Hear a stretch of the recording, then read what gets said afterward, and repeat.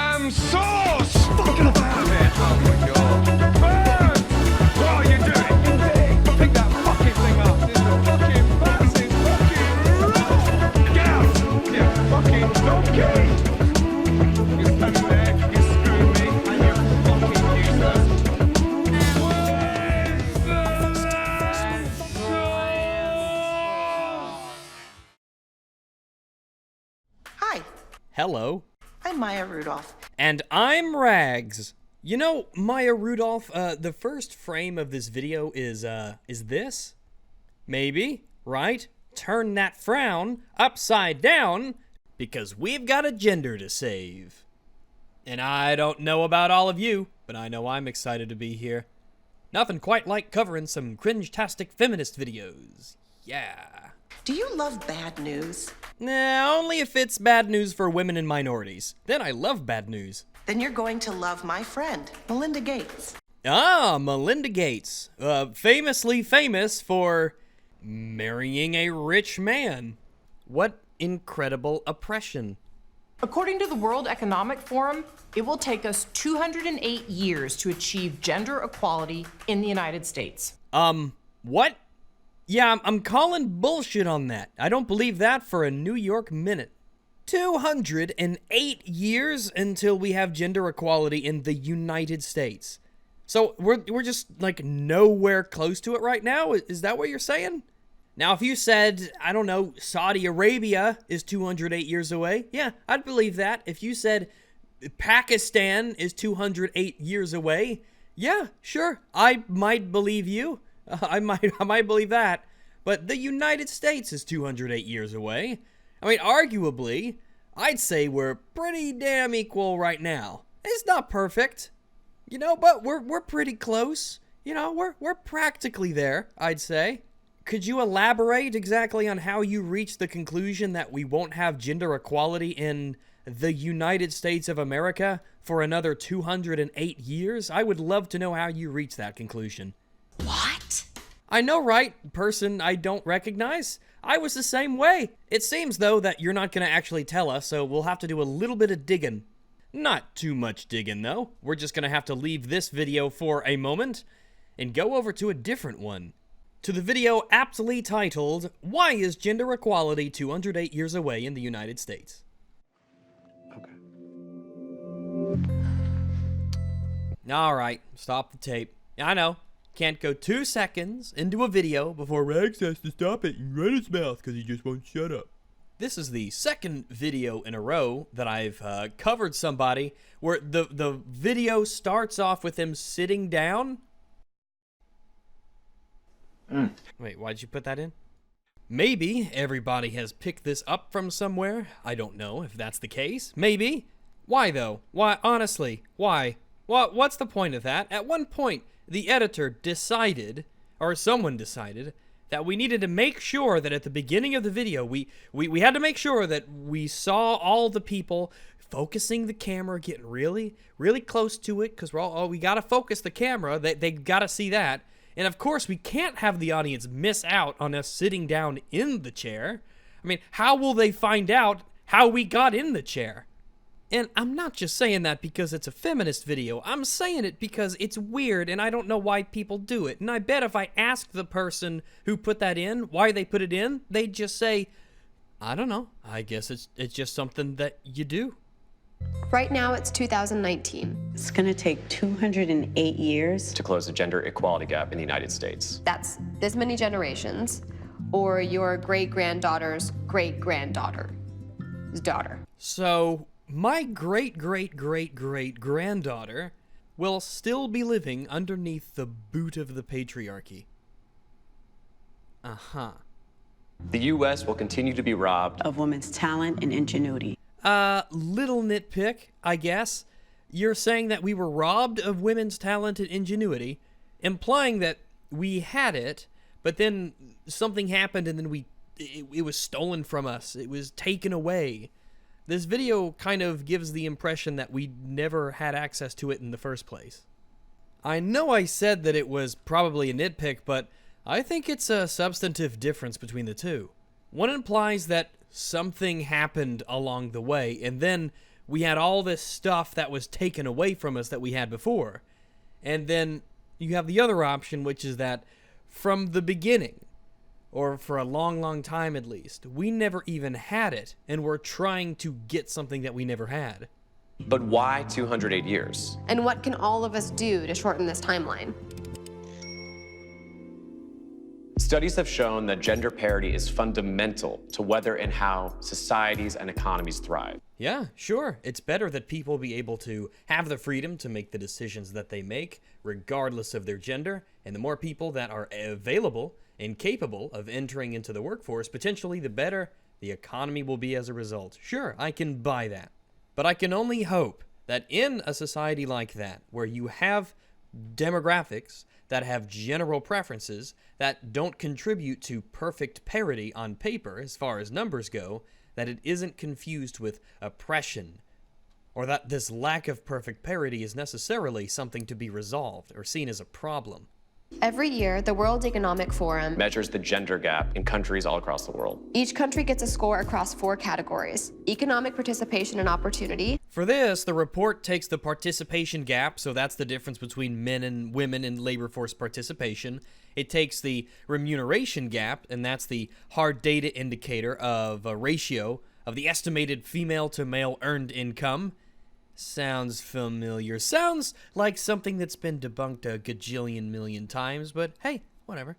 And a qualitative indicator gathered through the World Economic Forum's annual Executive Opinion Survey. This is the wage equality for similar work, which is a law that we've had since 1963, at least here in the United States. I think it was JFK who signed it.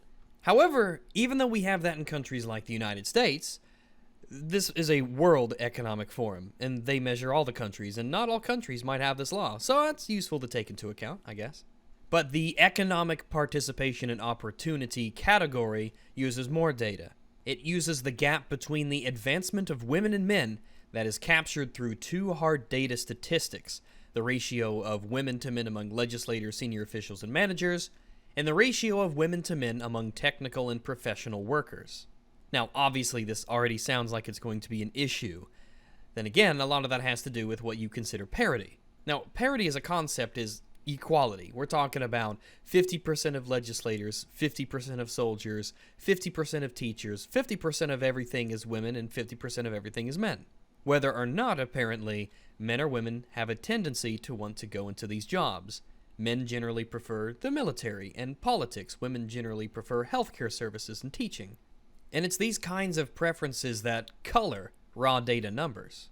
Educational attainment. This one's pretty simple. Educational attainment is a category that captures the gap between women's and men's current access to education through ratios of women to men in primary, secondary, and tertiary level education. It also takes into consideration literacy rates.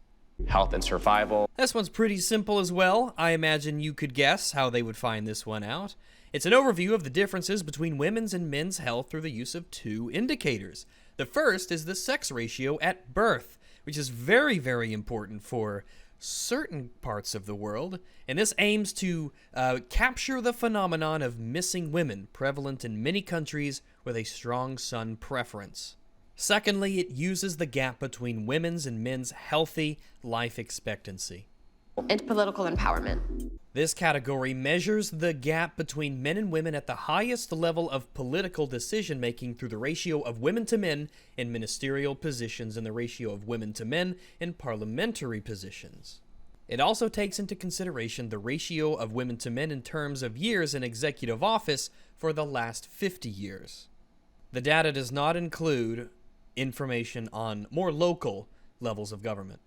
Alright, boring part's over. I just wanted to lay the groundwork here for what kind of data they're using to get all their numbers. In 2018, the United States ranked 51 out of 149 countries on this scale. Lists. Everybody loves lists. The weird thing about this one, though, is it probably won't take you but a second to notice. Go ahead and take a look at Mozambique, yeah. And it is above the United States, as is Bangladesh, Zimbabwe, and Uganda. The entirety of the list is included in the survey. And again, it becomes instantly obvious why maybe using an index that measures and ranks countries on parity might come across as a little dishonest if you're using this to try and push the idea that America has a lot of work to do, because we're number 51. Yeah, and Rwanda's number 6. Rwanda, best known for infant mortality and actual genocide. So let me ask the fine ladies in the audience, if you had to move out of the United States, would you rather move to Zimbabwe or Austria? Well, guess which one's higher on the parity chart? That number on the far right side of the screen there, that's the general score. The closest that is to 1.0, the more parity that you have. But of course, that doesn't necessarily mean that your society's better, though. And it certainly doesn't account for all of the variables that go into it. For instance, the more freedom that women have, then the more likely it is that the general preferences of women will lead them into different fields than the general preferences of men will lead them into certain fields. This creates a gap in parity. See where we're going here? But hey, a chart like this allows you to say stuff like, I don't know. According to the World Economic Forum, it will take us 208 years to achieve gender equality in the United States. And when you make a claim like that, it's insane and people won't believe you because that's crazy talk, especially when you base it off of, if anything, dubious methods of information. You're trying to use this to push the idea that we have such a long, long way to go, and it'll take hundreds of years for us to get to where we need to be. And that's one of the big problems I have with this equality can't wait thing that they've got going on, is that their little tagline catchphrase 208 year thing, it's bogus. At least in principle. It's like you're trying to fool people into thinking that this idea of gender equality is the one that we typically associate with a just and fair society. So, all you ladies who think that gender parity is a fantastic idea, then unfortunately I might have some bad news. Some of you are going to have to make the sacrifice, and you're going to have to become garbage workers and sewer cleaners, oil rig mechanics, and roofers. And yeah, that might not sound fair. It might sound like it's the opposite of fairness, in fact, but you wanted your equal society, so it's time to step up to the plate. Time to do your part and put your money where your mouth is. Anyway, back to the survey. But there's good news. The U.S. has achieved gender parity across all levels of the education system. And women earn over 2/3 of all master's degrees. And earn over half of all doctoral degrees. So, if you're watching this right now, then I want you to pay close attention. There is a reason that I'm highlighting this, please. I am not a feminist, and I doubt I ever will be. And these here, that you just heard, this is exactly why. This right here, this is why myself and so many other people across the world refuse to take the label. This is it. This is the one. Feminists say all the time that they're not a female supremacy movement, that feminism is about gender equality. They say that feminism is good for men. And then I hear feminists talking about how good it is, that it's good news. Don't worry. It's good that women are getting over 2/3 of all master's degrees and over half of all doctorate degrees. So sorry if I'm being a bit of a stickler here, but I'm pretty certain that the whole point of your TISME movement is gender parity, right? I thought the whole equality can't wait crap is based around gender parity? That's what you use to prop up your 208 years crap. But here, moments later, you trout out the staggering non-parity of these statistics as literally a good thing because it's leaning towards women. It's good, you say, that women are doing better than men here. So yeah, forgive me if I'm going to keep on believing that feminism is without a doubt a load of bollocks. If you really wanted parity, you would be making efforts to empower men's rights activists. But we know just how feminists so often feel about those disgusting people who dare to advocate for the rights of the other half of the population, right? Even on your website, you clearly state, the U.S. has achieved gender parity across all levels of the education system. Women now earn more than 2/3 of the master's degrees and the majority of doctoral degrees. That's not parity. You paint the goal of parity as being only parity if women are dominating over men, and that's why people think it's a female supremacy movement. Obviously, I am in full support of gender equality in the colloquial sense. Women should be allowed to earn the same jobs as men, to be in government and make their own life choices, and do all the things men can do. And I understand there might be a particular extreme contextual exception to this, like somebody playing a role, for instance, for a movie or whatnot. But I'm not a feminist, and most people aren't either, and this video is exactly why. I mean, the person who drew this art that you've been looking at this whole time, it's been a woman who's drawn this. Because I don't care. It doesn't even matter to me. I don't even think about it. It wouldn't even enter into my realm of imagination that someone's gender would matter at all for this.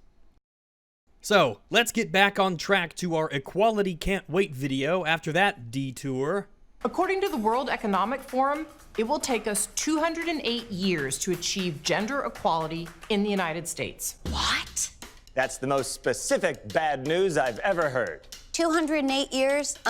Over my dead vagina. Is there some sort of a union or some sort of a contractual obligation that demands that if you're a female comedian, you have to always talk about your vagina? I mean, I assume you're a comedian. I don't know who you are, and I guess you're trying to be funny, but failing miserably at it, which will be a common trend with this video as we proceed. That's 1,456 dog years. I'm telling you, bitches never get a break. All right, that was a little better. I wasn't funny, but I can see what you were going for. Definitely an improvement. I guess that would be my great-great-great-great-great-great-grandchild. And I hope it's a girl. And should that faraway grandchild be born a male, then he'll have to accept that he's disappointed his ancestors immensely because he was born the wrong gender. So much for feminism is about equality. If only you had been born the better gender. After all, if this is the time when we finally reach total gender parity, then why should it matter if it's a boy or a girl? It's Carol Burnett. She's best. I don't care about the emotions of celebrities, and neither should you. Sure, yeah, that's bad for humans, but pandas only live about 20 years. That's hilarious. Why is it that I can order a bag of dick-shaped gummy bears with same-day delivery, but I have to wait 208 years for gender equality? Because those are two completely different things. And also, if they're shaped like dicks, then they're not gummy bears, are they? Anyway, are you actually under contract to where you have to reference genitalia every time you speak?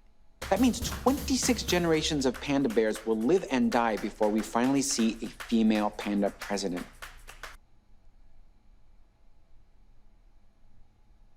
Okay. Women are currently less than 25% of Congress, and that's the highest it's ever been, which, you know, is fine because women are about 25% of the population. What's that? It's 50%? That's f***ed up. No, not really. It turns out that women and people of color were elected at the same rate as white men in 2018. And this is the old HuffPost admitting that. The study finds that specifically, women of color were 4% of candidates and 5% of winners. White women were 28% of candidates and 29% of winners. Men of color were 6% of candidates and 7% of winners. And white men were 61% of candidates and 60% of winners. There is a common assumption that white men are the more electable candidates, but our research found the opposite. Brendan Caracey Carter, director of the Reflective Democracy Campaign, said on a press call, "We found women of color, white women, and men of color win at essentially the same rate. There's only one group that loses slightly more, and that's white men." People just don't really care. What people do care about in a candidate is whether or not that candidate is qualified, or if their values align with the voters' values, or if their politics match the voters' politics, and stuff like that. They don't really care if it's a woman, or a man, or a black guy, or a white guy. People just aren't as transfixed on race and gender as so many people out there think. Maybe the issue here is the fact that women generally just don't want to be politicians as much. And if they don't, that's fine. Why do you think that just because there's a woman running for office that she represents women? She doesn't. She represents the voters. She represents whoever votes for them. She doesn't represent anyone else. Barack Obama's a male. He doesn't represent me. I mean, he does in a political sense, but you know what I mean. My mother certainly wasn't a fan of Hillary Clinton. In fact, my mom thinks Hillary Clinton was the devil. Would having Hillary in office have represented my mom, who's, of course, a woman? Maybe. It's a little bit more complicated than that. When somebody runs for office, I don't care about their gender and I don't care about their race. I care about their policies and their values. I care whether or not they're going to make the country better. Women having the general preference of not running for office as much as white men, that's not them being oppressed. And it's the opposite. It's them having the freedom to make the choices about their lives that they want to. That's the kind of equality that I want in a society. It's not saying that, women, you should really start doing this thing more, whether you want to or not. Besides, voting for someone just because they're a woman would be kind of sexist.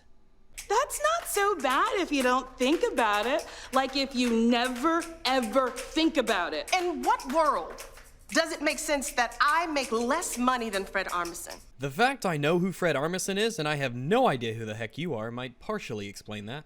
Are we going for the angle that you're a black woman and he's a white male and so that's why you got paid less, or why didn't you negotiate for higher pay? I don't know, maybe you're not quite worth what you think you're worth.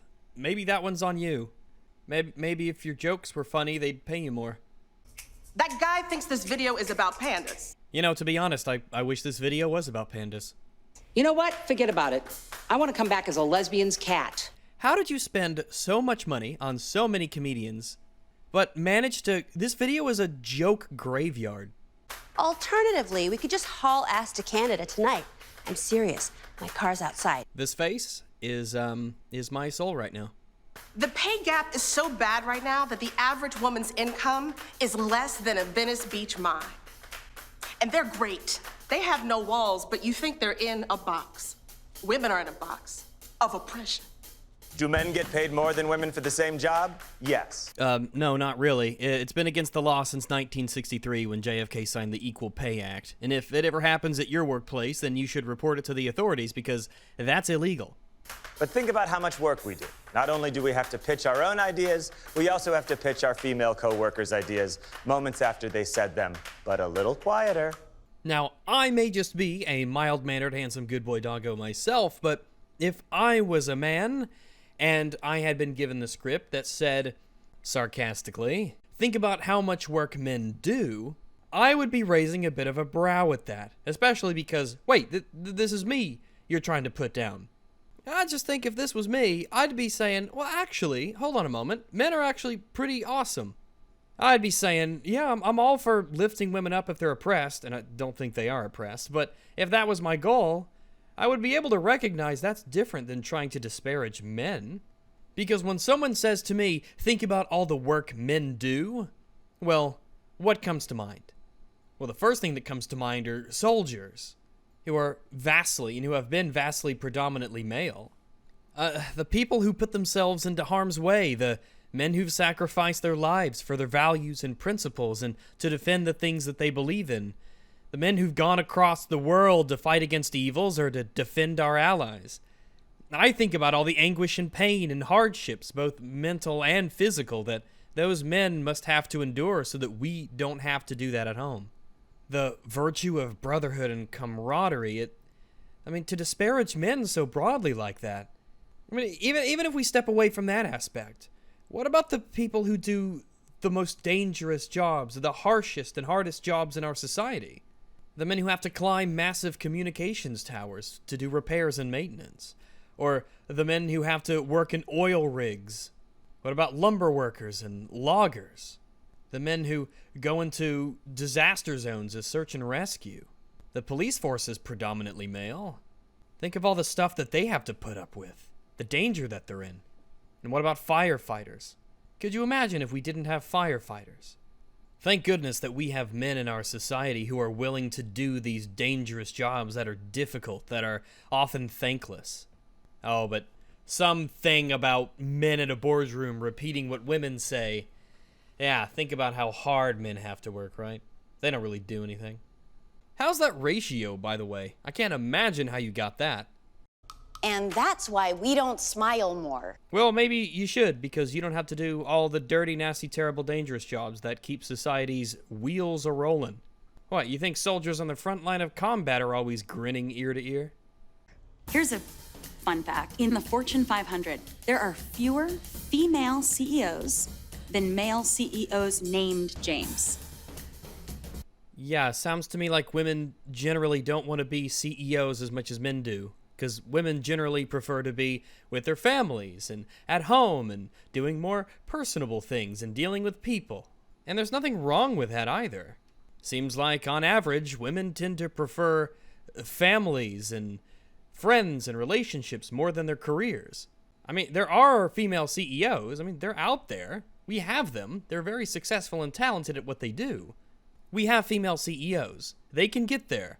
But it's a very tough job to do, and they have to outcompete a lot of people, especially men, so the stats will show that. There's also not a lot of women in garbage collection. It's kind of odd, that.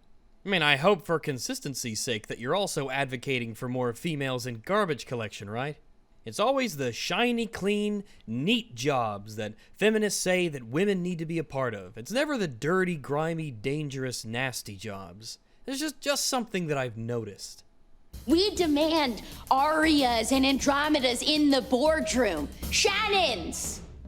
Dianes! Jesus, shut the fuck up. What an obnoxious bitch. What do you think you're gonna do? Annoy people into giving you what you want? No, doesn't work like that. All the men who are CEOs and in that boardroom, no one gave that to them. They had to fight everyone else off and earn it themselves. What, you think you're just gonna demand to be a CEO and that's that? Gonna give you a super pro gamer tip. Yelling at people obnoxiously that you demand things, not the best way to get those things. Ask yourself this. In 208 years, how far will manspreading have spread? Not gonna lie, the issue of manspreading probably isn't gonna be the one that wins over hearts and minds to the feminist cause. Because when normal people hear, yeah, it's a bad thing that men sit with their legs slightly open because of, the fact that men have testicles and we can't just squeeze our legs together?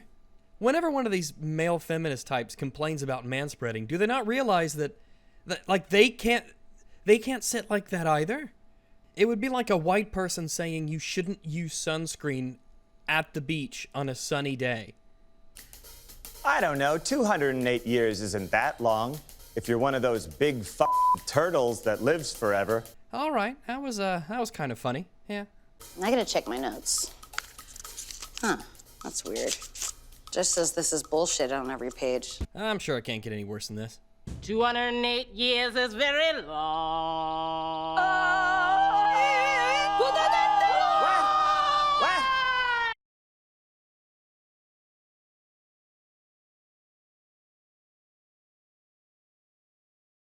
I mean, what are we doing? You're screaming like a bunch of autistic banshees is what you're doing. But, that's a fair enough question. What are we doing? Well, what would you propose that we do? Because so far, what I've gathered from this video is that I should be glad and I should consider it good news when women outpace men, but it's bad when men outpace women. Remember that thing from earlier? The degree thing? It's good when women get more degrees than men. Not only is it good, but it's parity in your mind. Also, I should squeeze my testicles between my legs, I guess. What are we doing, you ask? Well, it seems that we've created a society that has given women the freedom to do the things that they want to do. And it appears that women generally tend to want and desire and value different things than men do on average. And the results of that are that you don't have as many women CEOs. You have women in other jobs and women who want to stay home with their children. You have a lot of women who put a lot of value in their families, who put that over their careers. And that's a very noble thing, don't you think? I certainly think it is. And it works both ways. There's a virtuous aspect of doing a job you might not want to do, or working hours you might not want to work because you know that it's ultimately something that will provide for your family and be best for them. Think about all the men who have to work all day to support their families, who wish that they could stay home and be with their kids, who wish they didn't have business trips or late work nights or deadlines for their careers that got in the way of their involvement with their families. Earlier on, you screamed at us that you wanted more Arias and Andromedas and Dianes or whatever in the boardroom. Well, what if women are too wise to do that? What if women generally think that there are more important things than life than their jobs? You guys know I have 3 daughters, right? Yeah, you have a son too, Jack. This is actually terrifying. You're terrified that your 3 daughters will grow up in a world where it's easier for them to become just as rich and famous as you are? You have a net worth of $10 million. I think they'll be okay. It's scary, too. 208 years is scary. It's also bullshit. And it's a shame that you've given in to an ideology that fills your heart with such dread and fear when it's completely unfounded. I want to live then. So what that's really saying is, not only will I not experience it, no one on this planet that exists right now as a woman will experience it. You're basically experiencing it right now. It's just not what you've been told it's supposed to be. There are reasons why things are the way they are, and you've bought into the idea that it's because of oppression. When I cannot think of anyone who's more privileged than a woman in a modern Western society. You can get basically any job that you want. Yet women get the easiest, most comfortable ones and don't have to do the dangerous, horrible ones. You get to work less hours. You get to spend more time with your children. We're supposed to believe women when they say things just because they're a woman when men don't get the same privilege. Women get shorter sentences for the same crimes. They get custody of their kids in divorces far more often than men. Women live longer. Women are minorities in the homeless population. Men are far more likely to commit suicide than women are. And men are 93% of workplace fatalities and 97% of war casualties, and they're 78% of homicide victims. What is it exactly that you want to see changed in 208 years that will make it better for women in this regard? Should all of those statistics be at 50%? What, you want more women CEOs? Then go be one. Go and earn it like all the men who are CEOs had to. Just understand that you're at the point now where you have to complain about the way that men can sometimes sit on buses because of our natural physiology.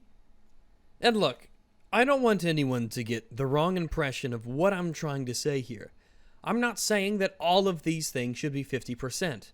And obviously when it comes to things like workplace deaths and military casualties, obviously I know why the rate is far, far higher with men.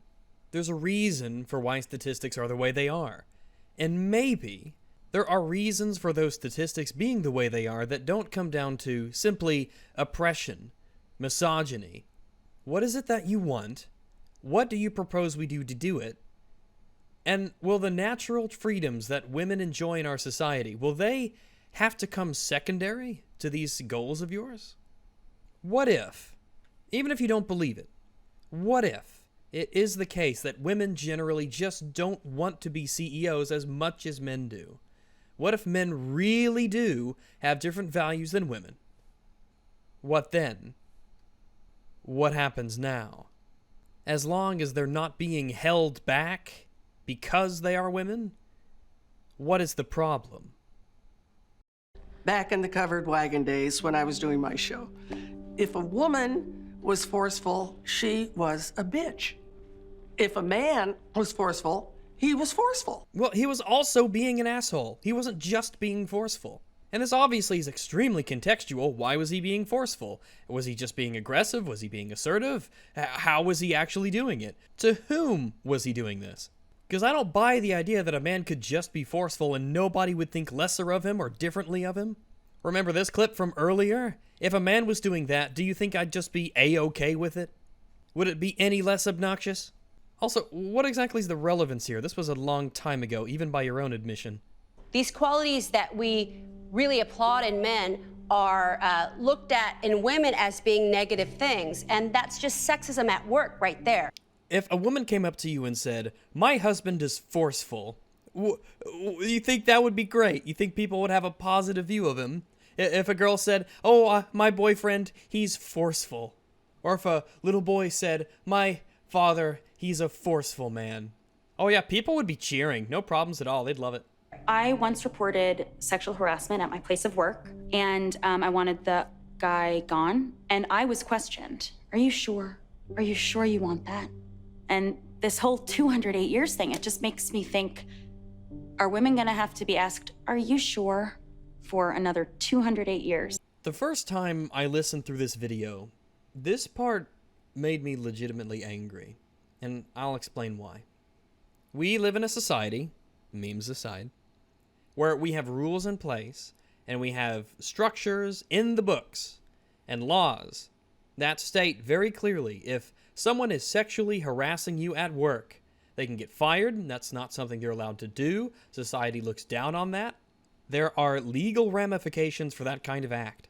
And that's good. People shouldn't be able to sexually harass other people at work. I doubt you'll find many people who would disagree with that. What made me so angry about this is that you have all these rules in place to protect you, and you said this guy was sexually harassing me, and you brought it to the people in charge, and you're upset that they asked if you're certain. That you're upset at them because you came to them with a claim, and they asked, "Are you certain?" Of course they asked if you're certain. I can't understand this is what it's like to be privileged. This right here. This is one of the most privileged attitudes that I have ever seen in any of the videos I've ever watched. This is a woman who's saying, I reported someone for sexually harassing me. Whether it's correct or not correct, kind of not relevant to the point. Let's assume it's correct.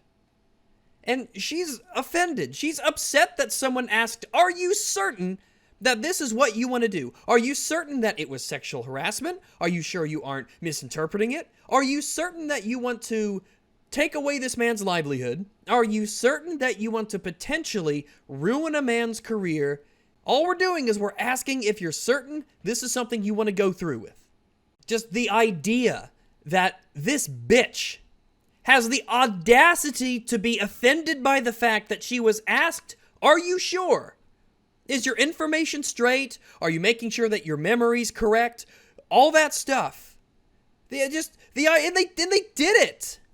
What do you want?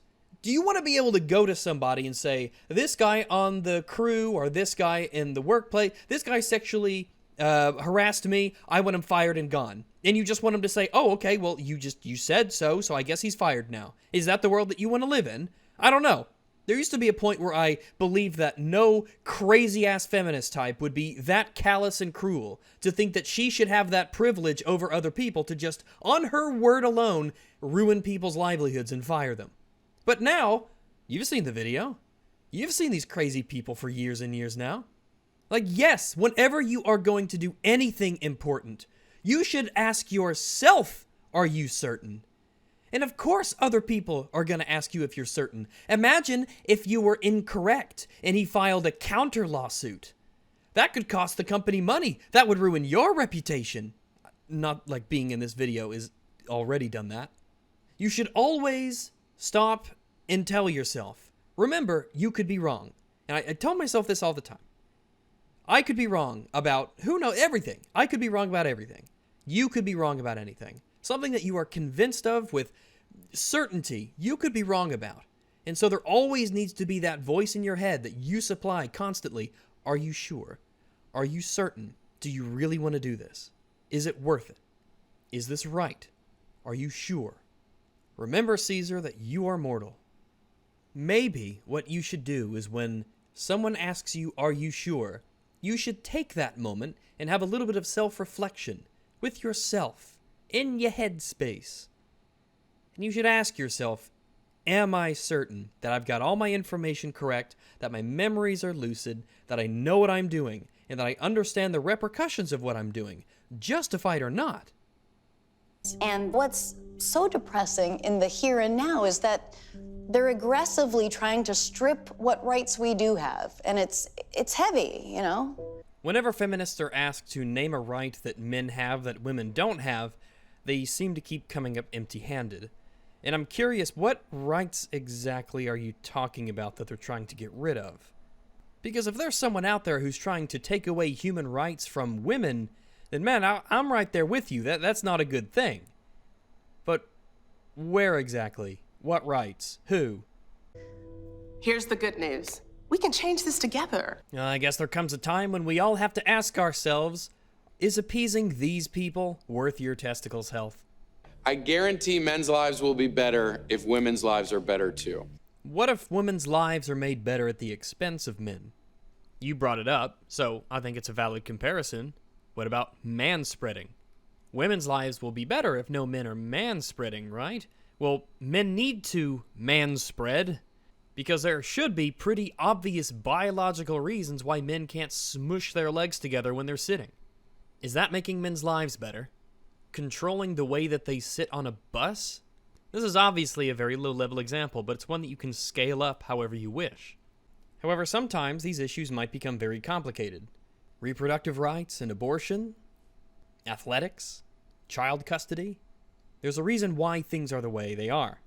And we have to find out whether or not those reasons are justified and whether we should change them. And just because if we change something or if we keep it the same and women come out on top, that doesn't mean that men's lives magically become better. They might, but it's not necessarily. Let's get equality done faster, like in our lifetime. Let's just remember that in our pursuit of equality, we don't accidentally start to overshoot the opposite way. We can do this. Share your experience no matter what gender or sexuality you are. And let us not forget the panda bears. Yes, it feels good to share cat and panda videos, but wouldn't it also feel good to change the world? I don't know. Are we changing the world for the better, or are we changing the world for the worse, thinking that it's better? It's not just this video which is rated so incredibly bad. It's all of them. All this effort, all this time, all this money to get all these people together, and you've done nothing but hurt your cause. Is this your plan on how to change the world? 208 years is no joke. I invite you to have one conversation this week about gender inequality. At home, with a friend, at work. Oh yeah, I was just thinking the other day, I need more people to hate me. What about all the people who you work with that are the victims of a marriage, of a divorce where they got the short end of the stick, where she took off with all of his stuff, or she got custody of the kids, or he lost visitation rights, or he has to work more and more and more to pay for kids that maybe he's not even allowed to visit? What if one of your coworkers was in a relationship and she got pregnant and she didn't want to keep the baby, but he did, so she had an abortion and it was against his desires? That's kind of a harrowing thought. What if he was accused of sexual misconduct by a woman without any evidence and without any proof, and he lost his job and his livelihood was taken away from him? Because #believe women. Because she's a woman, you gotta believe a woman, and if you're a man, then well, fuck you. You don't think that there's a lot of men out there who feel like they're screwed by the system, and I bet a lot of them are. Going up to them and saying, hey, buddy, we need to have a chat about how incredibly oppressed women are in our society. And as someone who's worked in places, is around the water cooler at work really the best place for you to get into discussions about social issues and politics? Everyone loves Jimmy at work because he's always political. Yeah, he's always talking about gender equality. Get talking so we can change this. Now, in this video, did you ever actually explain why there need to be more women CEOs? Or was it just the assertion that, yeah, we need more women CEOs? I've heard reasons why. I think they're vapid. But at least they were given. #equality can't wait. Booyah. Yeah, this ain't it. This ain't the way. What are we gonna do, Rufus? What are we gonna do? Just keep playing. I never wanted 208 years to be the time for gender equality. Well, I'm glad we ended things on a musical note. But what a terrible video. I can't imagine that videos like these really convince many people at all. If anything, all they do is seem to drive people away from these kinds of tismy feminist types. Everybody who's watching this probably wants us all to create a society that's fair to both men and women. And I certainly do. The idea that any group should be oppressed is a horrible one. But what we do and how we do it, plus how we actually frame the issues women might have, well, that's an important part of the discussion. I have a cool idea. If you really think there should be more women CEOs out there, well, get a business degree and go be one. You can do that. You can go for it. They exist, these female CEOs. They're out there, so you can go do your part and become a CEO yourself. And you can go accept the sacrifices that are necessary when you do. Nothing is stopping you from competing against everybody else for that CEO position. But understand that maybe other people are willing to do things that you aren't willing to do in order to secure that kind of job. That doesn't mean that they're better than you. There are plenty of CEOs that are reviled after all. It's not necessarily virtuous to be a CEO. And let's be frank, the idea that it's going to take the United States 208 years to reach gender equality, what a load of absolute nonsense. It's ridiculous at its face, and I can't imagine there are many people who would listen to that and agree. So, if you enjoyed the video, feel free to sub to the channel and Dog Bites, my second channel. If you really think I'm a good boy, then throw me a bone on Patreon. Patrons are guaranteed access to my Discord, which is the easiest place to reach me. I try to respond to all the messages that I get. Also, catch more of me on EFAP, the podcast that I do with Mahler and many other amazing content creators where we discuss films and other media and the criticism surrounding them. We generally stream on his channel on Sundays, and all of our old content is archived on his second channel, Mueller. Remember, there is more to a fair society than just mathematical parity. In fact, if parity is truly your goal, then freedom must inevitably fall by the wayside, and that is not an exchange that I am willing to make. Let's allow men and women the opportunities to succeed, but respect the choices they make, even if it means that women don't end up as CEOs, or take the careers that you want them to. Thanks for watching. I really appreciate the support. You guys have an awesome day.